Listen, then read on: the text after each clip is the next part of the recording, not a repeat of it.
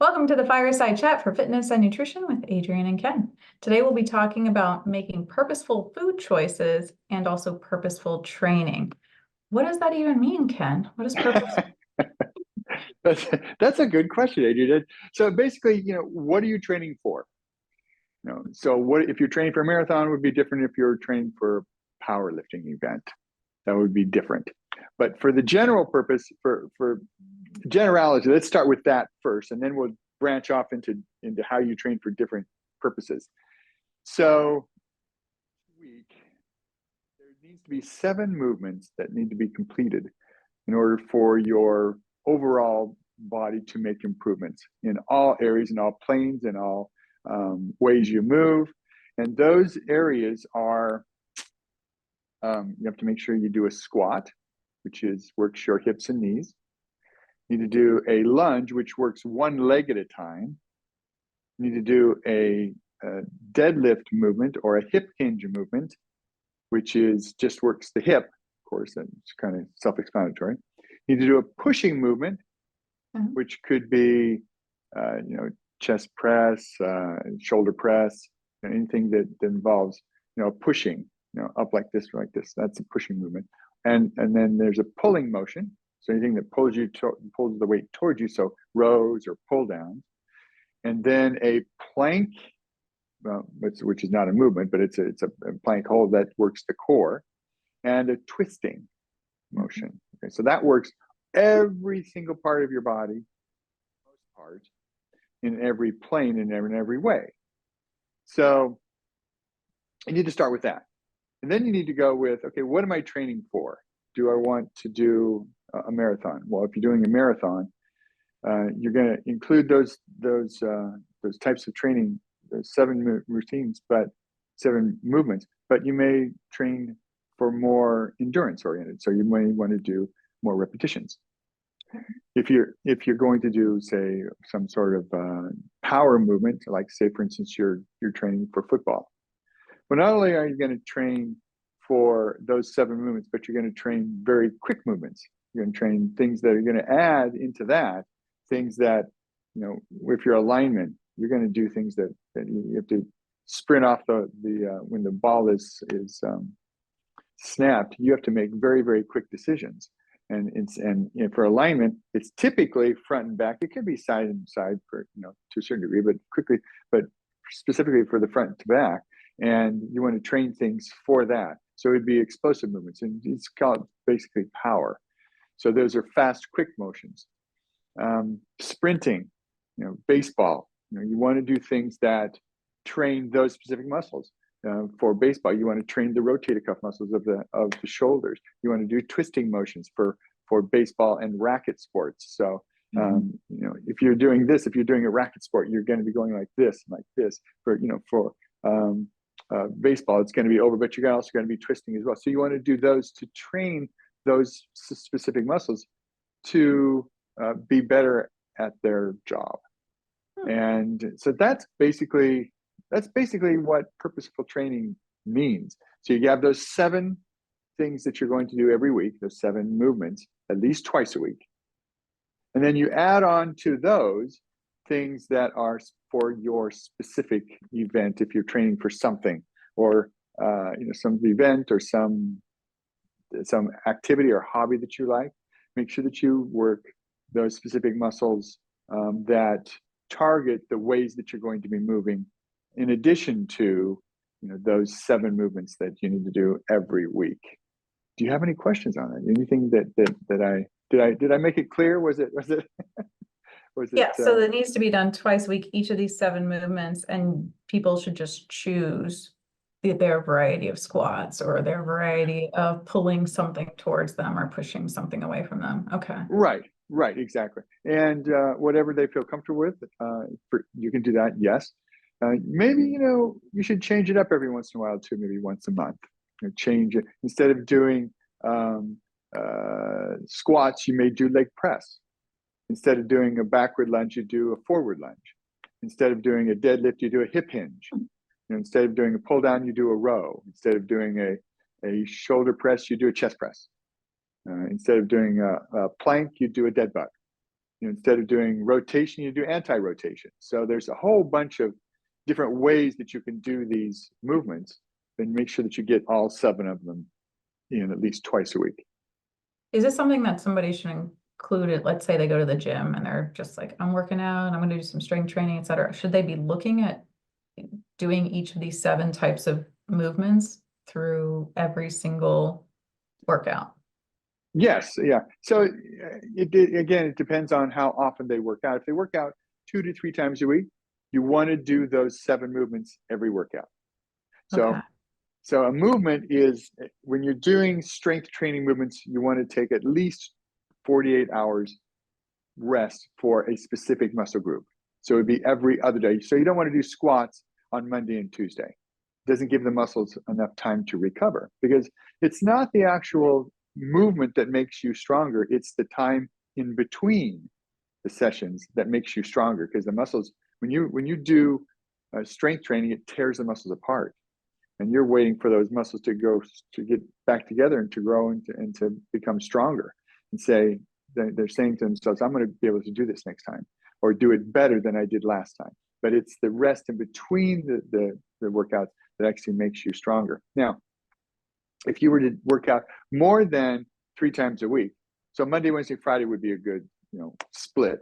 Monday, Thursday, Saturday, something like that. So just 2 days in between. But if you were a more advanced person, like say for instance, if you're a young athlete, or you're training for a specific event, in your strength training, you want to do what's called the split routine, which is, like say for instance, if you work Monday, Wednesday, Friday, going backward, if you're Monday, Wednesday, Friday, you work everything those 3 days. But a split routine is like, say, Monday and Thursday you would work upper body, Tuesday and Friday you would work lower body.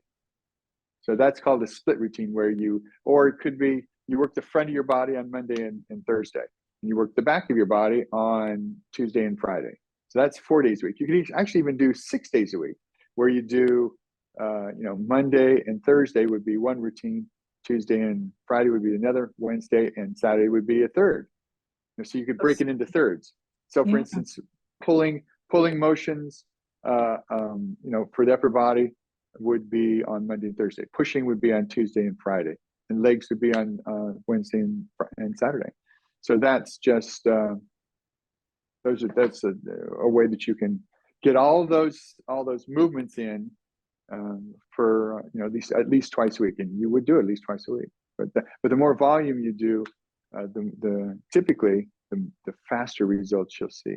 The more volume, so the more often you do it, or I shouldn't say the more often you do it, the more sets that you perform, the faster you see results. Does that answer your question?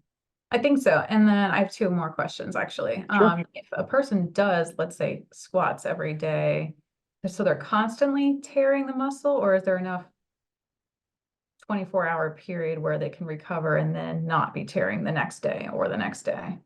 Yeah, that's a good question. So it depends on your intensity. So let's say, for instance, you go up and down the stairs. You go up and down the stairs, 5 days a week, or 5 times a day, and you do it every day because your bedroom's upstairs. Well, that's a low intensity exercise. You can do that all the time.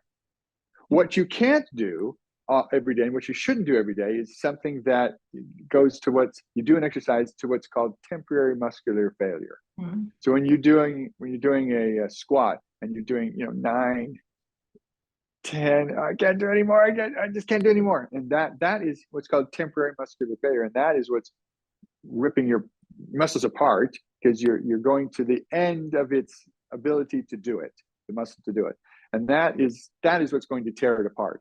When you're doing you're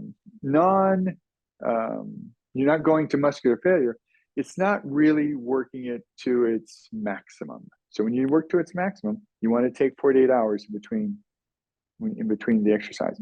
But if you do, to answer your question, if you do squats, body weight squats, you can do those every day, because you could, if you did 25 or 50 of them, it's just your body weight. If you're used to it, if you haven't exercised, I wouldn't advise doing 50 sets or 50 reps of a squat if you haven't done them in 20 years. You won't be able to walk the next day.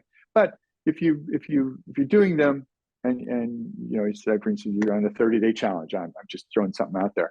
And if you did that with just body weight, where it's, you know, you're an exerciser and you want to try something different, you want to do squats every day, and you don't go to muscular failure, you can do it every day.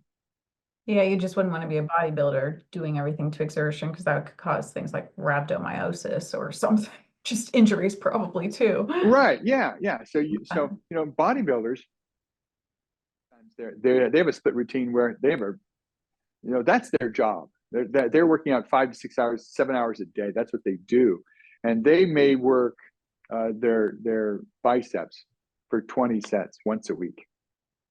You know, just their biceps. That's all they work. You know, I mean, on Monday. That's not all they work, but that's just on Monday. I go on stage, I have really big biceps, but everything's really small.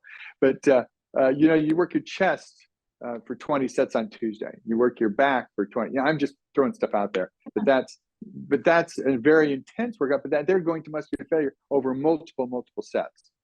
So yeah. So It's important to take a rest day. I think that's one of the key pieces, because a lot of times when people start exercising, they're like, oh, I don't need to be in the habit. I need to do it every day. I need to do the same things every day to fatigue. And I was like, not necessarily. You're not doing yourself any favors.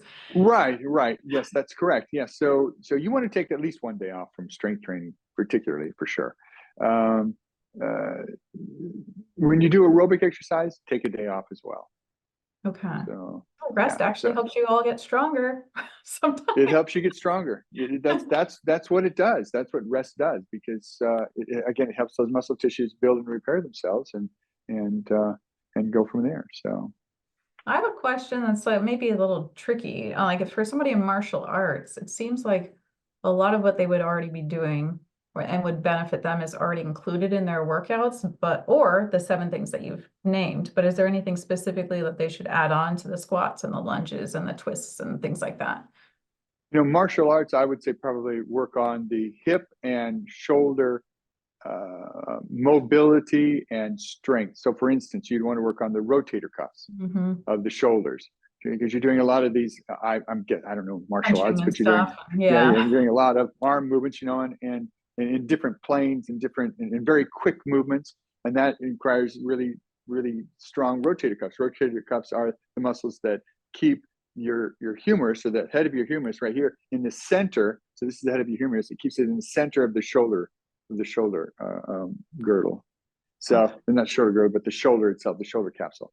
So it's going to be right here. So whichever way your humerus moves, it keeps it in the center. So if you were to move it, you know, up and down, it doesn't. The rotator cuffs, the shoulder wants to go like this, up into the head of that shoulder joint, but the rotator cuffs keep it in the center. So that's what a rotator cuff. You know, for the hips, you'd want to train, you know, the glute medius, the muscles, the internal and external rotator muscles, the piriformis. You know, you want to do things that activate those particular muscle groups. So they're doing a lot of kicks and a lot of twists to punch and things like that, right? Yeah, and then that, you know, that would be a lot of flexibility and mobility movements would also benefit that, you know. So and the difference between, you know, mobility and flexibility is flexibility is how far can you move. Let's say, for instance, I'm doing this right here, so I can move my hand. If I help it, that's how far I can go with flexibility. This is how far I can go with mobility. So how far can I move the joint with just using the muscles in my joint? That's mobility. This is flexibility. So you want to do both mobility and flexibility movements for, let's say, for instance, you know, martial arts movements, because you don't want to do something that's really fast and hurt yourself, and go over, because the quicker you do it, the more velocity you do something, the more flexible you need to be, and more mobile you need to be in order not to pull something. Well, this makes sense. So purposeful training for whatever specific event. Hopefully Ken has covered it for you all. Well, if I haven't, let us know. Ask something in the comments, you know, so I can answer that. So we have purposeful movement, but we also need to make purposeful food choices. And as a registered dietitian nutritionist, I often witness the profound impact that mindful eating and also meal and menu planning can have on one's overall health and well-being. So we definitely want to include that as well. And the problem is is that we have in our fast-paced world, like we've gotten into a habit of convenience eating, mindless eating, and food choices are often made impulsively. Like, you know, I'm here, I'm driving home, I'm just going to stop in here and grab something.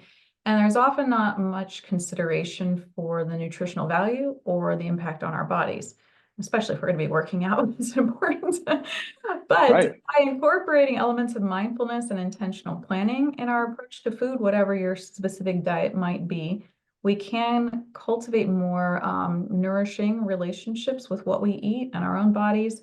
And so I have like 7 different tips to just kind of help everybody out. And one of them is strategic meal planning. This can be as simple as looking at your week and saying, okay, what do we want to eat on Monday? Oh, it's Taco Tuesday. What are we doing on Wednesday? It saves time, and then you're not in that decision fatigue of having made all these decisions all the way till 4 o'clock and then saying, oh my gosh, what am I going to eat for dinner? And being completely drained before you even figure that out.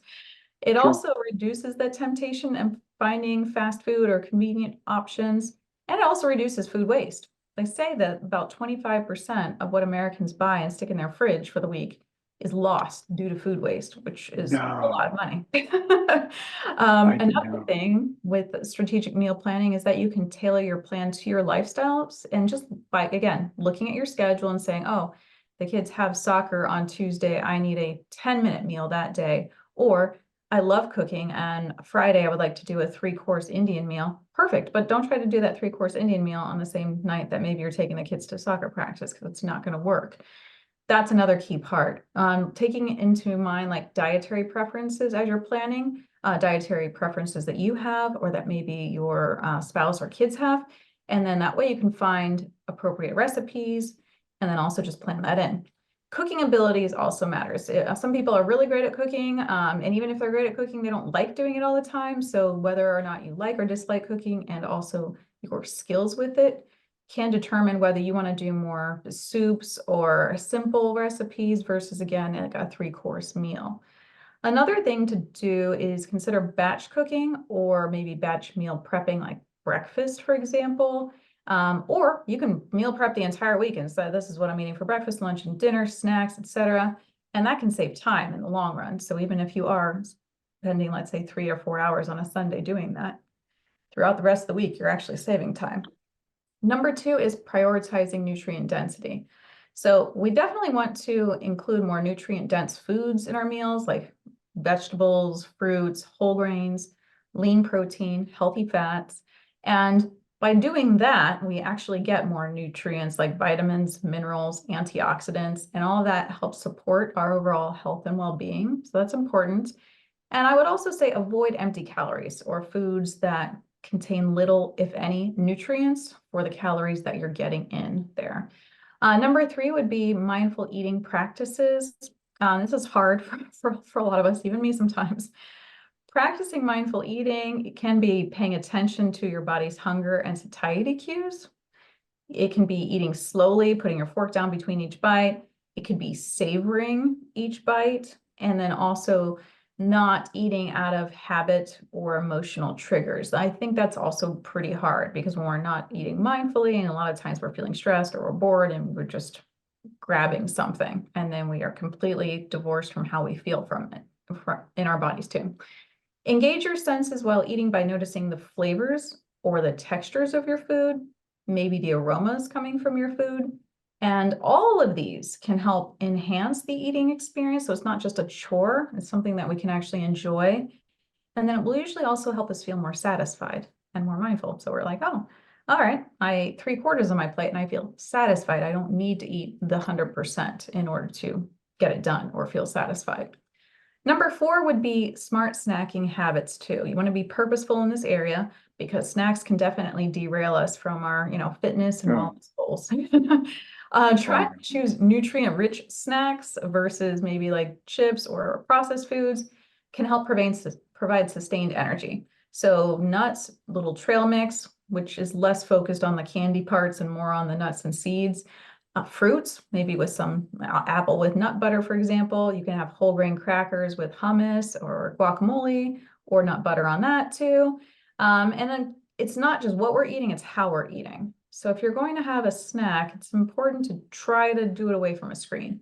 So instead of playing an online game and just eating chips out of a bag, you could just try to maybe be away from the computer or away from the online game, take a look outside, sit in a chair and just enjoy your apple and nut butter for like 5 to 10 minutes, for example.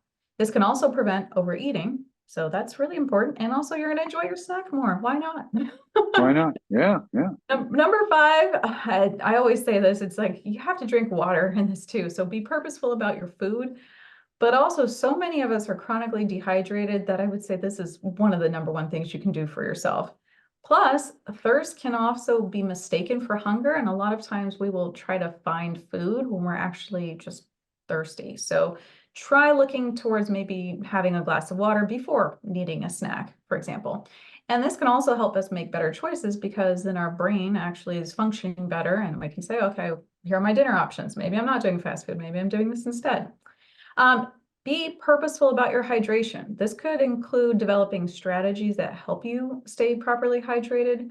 For me personally, I like having mason jars and I like fill this up 3 times a day. And that's one way I do it. Other people have special water bottles that they really love, or they will have alarms on their phone that say, remember to drink your 48 ounces by 2 p.m.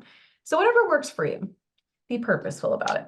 Number 6 is cultivating gratitude. This is kind of a mindfulness thing, but it's just important to take a moment before we eat and just think about the journey your food has taken. The farmers who, sowed the seeds and the workers who are watering it and everything, and just appreciating the effort that went into it versus just shoving food back. Just take a moment. Sure. And number 7 is even with the mindfulness and even with the meal planning, you want to have some flexibility and enjoyment in what you're doing. I don't want you to hate meal planning. I don't want you to hate spending 4 hours in the kitchen. So either we can make those things more fun, or maybe those just are not options for you and you can do something else. Also, balance is key. So you don't have to make sure that all of your snacks are 100% perfect all the time. If you decide to have ice cream as one of your snacks or treats, that's fine. Just indulge and then move on without guilt. Another thing would be just to try new recipes, like especially if you have any sort of dietary restrictions or anybody in your family does, it might be neat to go onto a website and just look for new recipes that are gluten-free or dairy-free or whatever the case might be. And if you include these strategies in your daily routine, you are going to be making more purposeful food choices that will align really well with your purposeful training. And also it will nourish your body and mind. So continue to consider meal planning and mindfulness to help you develop a better relationship with food and yourself. Excellent. I do have a couple of questions. Okay. So first question is, this is a 2-part question.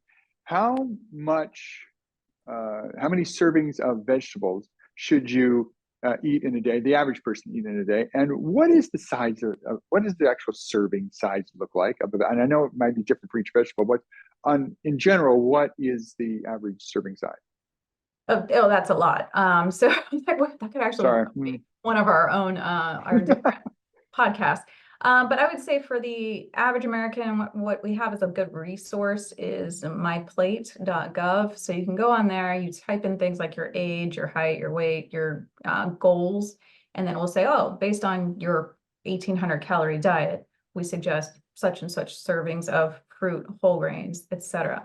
You can use that as a rough guideline. And then also, and we can do this in another whole podcast, but basically, let's just take vegetables, for example. Yeah. It does matter to know that 1 cup of cooked or 1 cup of raw spinach is a serving, but if you cook it, then it's half a cup. So if you have, let's say, a cup of cooked spinach, that's actually 2 servings of a vegetable versus 1 cup of cooked. But then there are all sorts of different things for cheeses, and meat is like 3 ounces, and like how to look at your palm and try to figure out how big your steak is. But yeah, you can do that. And then there's also a difference between serving sizes and portion sizes. Because if you're, let's say that you have 2/3 of a pint of ice cream. That's actually a portion size that is 2 servings. So even though you Wow. consider it one serving, because we're sitting there and eating it one sitting, that's not necessarily the case. Oh. So in general, yeah, those are some things to definitely pay attention to. But I would use my plate.gov as kind of a guideline for how many servings do I need as a man, a woman, a child, this at this weight, or etc. Excellent. Okay, so the last question. Okay. That's my question. So the last question is, you had mentioned that, you know, you want to purposely choose your snacks. But is there a time of day, or let me rephrase that, is there a time of night that you should stop eating or stop eating your snacks? When's the latest you can eat, in general, the latest you should eat your snack or eat in general? What's the latest before you go to bed? Should it be 3 hours before you go to bed, 5 hours before you go to bed? Does it matter? And, you know, if you go to bed at 12, should you stop eating at 6 or at 7? Or should you stop eating at 5 if you go to bed at 9? Or, you know, how does that work? The general guideline is try to finish your meals or your snacks within 3 hours of bedtime. That helps your sleep too. And another thing I would just consider with that is that you're not going to be burning off your calories at that time, generally speaking. I mean, you could be. If let's say you're having a snack at 9 p.m. and you're like, oh, let me go run the laundry, clean the basement. Like, you might burn off those calories. But what's more often the case is that we're watching TV for those 3 hours before we go to bed. So there's not really a chance for the body to burn a whole lot. And it can also weigh you down and make you feel like sluggish before you even go to bed. It can impact your sleep.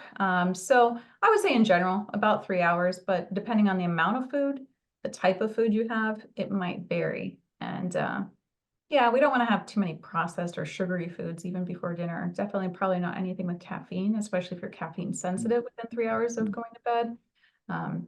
Those are some general guidelines. We could do a podcast on that too. Sleep and yeah, okay, that's another idea that we have. Another idea. Definitely. Sleep Okay. and serving sizes or something. Yeah. Excellent. That answered my question. Thank you, Adrienne. Thank you. Yeah. And if any of you have questions, we always invite you to type them into the comments. We even if it's not about this episode in particular, if there's any sort of topic you would like us to cover. We just came up with 2 more. I know, we did. But we would love to hear from you, and also we'll include links with different I have some ideas around meal planning. I can put that in the links too, just so you guys have a little bit more resources. But yeah, please like and subscribe. We'll see you all next week. And as we always say, Ken, consistency. Yes. And for me, I would say just pick one thing that we've talked about. And if you're going to cultivate gratitude around sitting and eating your meal, that is better than not doing anything at all. So don't be a perfectionist, just do something. Sounds good. All right. Take care, everyone. We'll talk to you next week. Bye. We have a 90-day VIP program, and this is all about knee surgery prep and recovery. So we want to make sure that you have the best outcomes by having your own virtual personal trainer and your own dietitian nutritionist who's going to help coach you. So by integrating these services that we're going to offer with your doctor's care, you will have a lot of potential benefits, including customized diet and exercise plans to help you get ready for the surgery, and then afterwards the surgery, dealing with things like inflammation or limited mobility and how to get that strength back into the knee, for example, and the muscle surrounding it. We can also help create routines that focus on strengthening certain specific muscles, like I said, reducing inflammation and excess weight to help your knees not be so stressed out. And we're also going to improve flexibility and enhance your overall health. What else are we going to do, Ken? Well, yeah, you said a lot. That's good. Injury prevention and rehabilitation for sure. You know, if you're getting scheduled for knee replacement, let's just say, you want to strengthen those muscles around the joint so that it's easier for you to recover. So the stronger the muscle is before you go in, the easier it is to rehabilitate that, because it's already programmed. It's already programmed in the muscle and the nerves and so forth. So it's a good thing. You want that. Your muscles want that. They desire that, and the rehabilitation will be so much easier. And with a trainer specifically, we can guide you. I can guide you through the proper form and techniques in reducing your risk of further injury as well. So, what else you got, Adrienne? Another great benefit of this program is that we do everything virtually. So you can get your virtual health coaching and your virtual personal training so that you can do it from home, from your couch, Don't have to go anywhere. You. Don't have to go anywhere for sure. Yeah, that leads into motivation and accountability. So, we provide personal one-on-one, motivation and support, and with regular check-ins, and we track your progress and set you up with goals and make sure that you're on track and making the progress that you need to make in order to go forward. And a key part of this is that it's holistic too. So there's a difference between going to our doctors or orthopedic surgeons and, getting news that we're going to get a surgery, and then just kind of like prepping in terms of having some meals made or people to kind of help out. But what you really want is to have this combined dietary part and this personal training part along with your doctor, so that you have all three on your team. And by doing this, clients can have better posture, they can lose weight, reduce inflammation and pain, have increased strength and overall well-being. So you are like hitting the ground running. So you're prepping, you get the surgery, and then you're done and you have support to just get on with the rest of your life. So right. I think it's a great program. I do too. And it's only $14.97 for the whole 90-day program. And it includes one-on-one support with your nutrition coach and also your personal trainer. You'll get 9 sessions total. And we are here to help you thrive. Yes, we are.